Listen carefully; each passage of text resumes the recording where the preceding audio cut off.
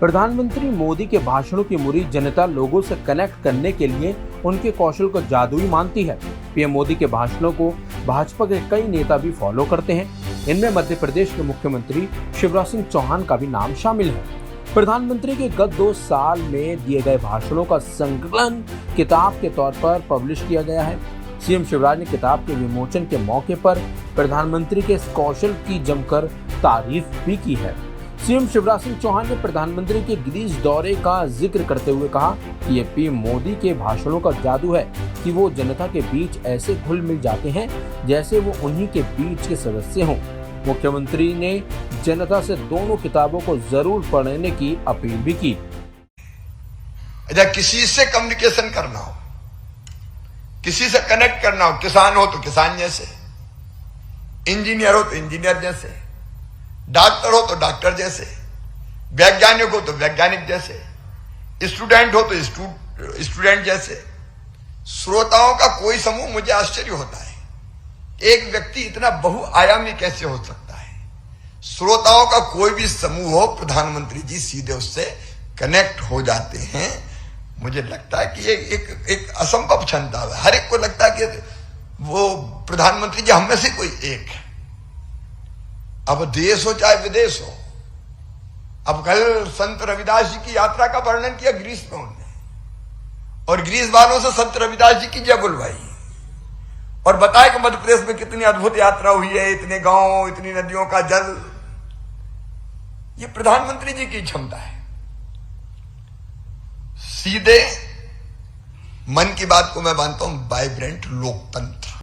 इसलिए मन की बात सचमुच में अद्भुत पहल है प्रधानमंत्री जी की, और उन्होंने सारे जनों को उससे जोड़ा है।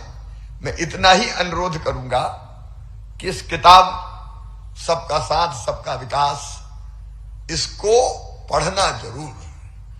आजकल ये हो गया कि हम किताब ले भले लें, लेकिन पढ़ने में थोड़े आलसी से हो गए हैं। मेरा आपसे आग्रह है कि हम समय निकाल, देखो समय तो निकलता है। मुझे अगर पढ़ना होता है तो मैं समय कैसे निकालता हूं? गाड़ी में बैठे हुए जा रहे हैं, उतना समय मिल गया तो रास्ते में पढ़ लिया, कहीं विमान में पढ़ लिया, कहीं हेलीकॉप्टर में।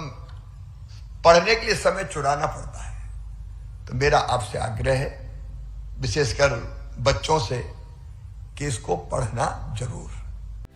पीएम के भाषणों के संकलन का विमोचन करने के मौके पर सीएम शिवराज सिंह चौहान के अलावा केंद्रीय मंत्री अनुराग ठाकुर भी मध्य प्रदेश के दौरे पर रहे।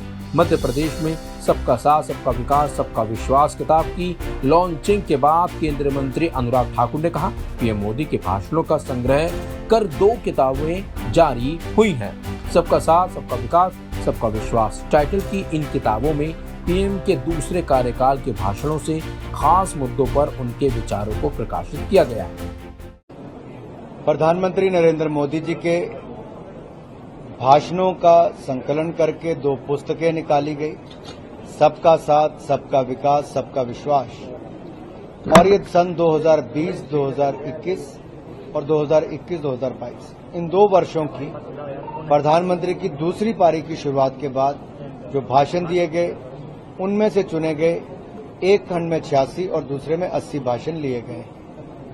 महिला नेतृत्व विकास से लेकर युवाओं के सामर्थ्य और देश के अन्य ऐसे विषयों पर, कोविड प्रबंधन से लेकर भारत को नई ऊंचाइयों पर ले जाना, छोटा किसान देश की शान, इन सब सब्जेक्ट पे जो प्रधानमंत्री जी ने उस समय कहा, और उस समय जो कहते थे तब तो कांग्रेस आलोचना करती थी, विपक्ष आलोचना करता था, लेकिन हमने देखा कितने कम समय के अंदर उसको लागू भी किया, सफल भी किया।